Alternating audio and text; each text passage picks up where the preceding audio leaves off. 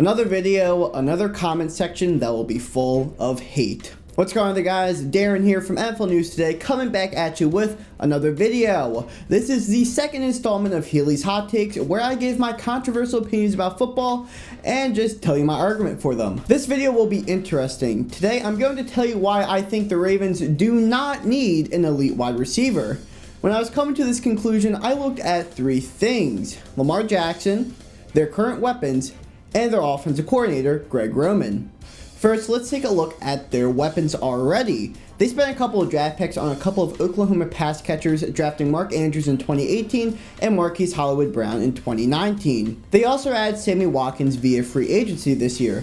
That, along with a couple other young wide receivers on their roster, including Devin Duvernay, who I feel like can be a really nice slot option, and Miles Boykin. None of them really jump out at you like, oh boy, this will surely put the Ravens over the top.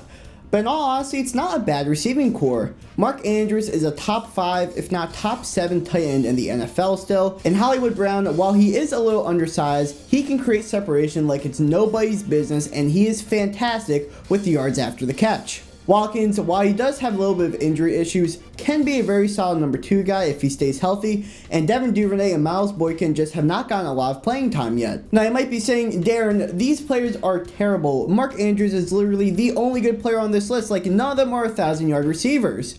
And I mean, you are right, but that then brings me to my next point: Greg Roman's system. This is the third team Greg Roman has been offensive coordinator for. From 2011 to 2014, he was an offensive coordinator for the Lesser Hall Ball down in San Francisco. And then 2015 and 16, he was Rex Ryan's offensive coordinator for Buffalo. Now, those two teams, along with the Ravens in 19 and 20, all have three things in common.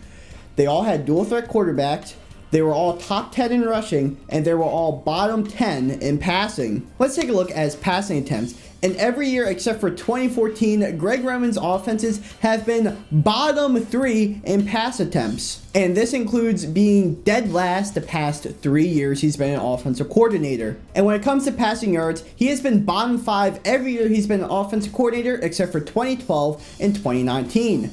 But where he lacks in one area, he excels in another. He has been top 3 in rushing attempts every year as an offensive coordinator except for 2012 and 2014. And he has been top 4 in rushing yards every year except for 2011, including leading the league in rushing yards the past 4 years of him being an offensive coordinator. And when you don't pass the ball a lot, you do not need an elite receiver to catch the ball, which then brings me to my final point: Lamar Jackson. Now, Jackson is Roman's wet dream of a quarterback, polarizing with his legs and also has a good arm. Now, I know all the Lamar fanboys are going to say, what do you mean he only has a good arm? He led the league in passing touchdowns in 2019.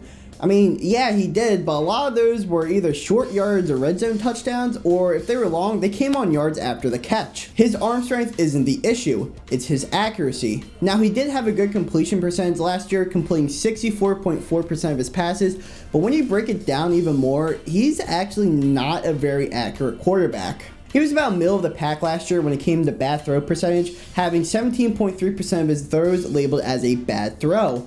But when it came to on-target throw percentage, that's where he really struggled. 75.3% of his passes were considered on target, which was bottom 10 in the league. Now, you may be looking at those rankings and think to yourself, well, there are quarterbacks who are considered better than Lamar, but are worse in those categories.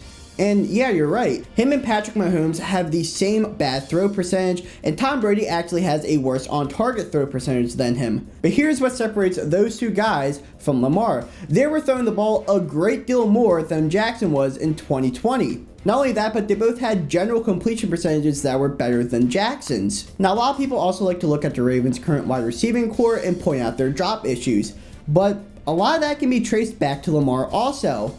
If you watch him throw, more times than not, his balls are wobbly as opposed to having a tight spiral. And when your balls are wobbly, it makes it harder to catch them. Now, don't get me wrong, Lamar Jackson and Greg Roman are both great at their respective positions, and their offense will be incredibly hard to stop for years to come. I just don't see how an elite wide receiver will fit into the Ravens offense. So that's it for this video. Make sure you like the video, comment down below, and share this with all of your friends. Also, check out the description box because you can then find all my other social media accounts there, including Twitter, Instagram, and TikTok. Once again, thank you all for watching and have a great day.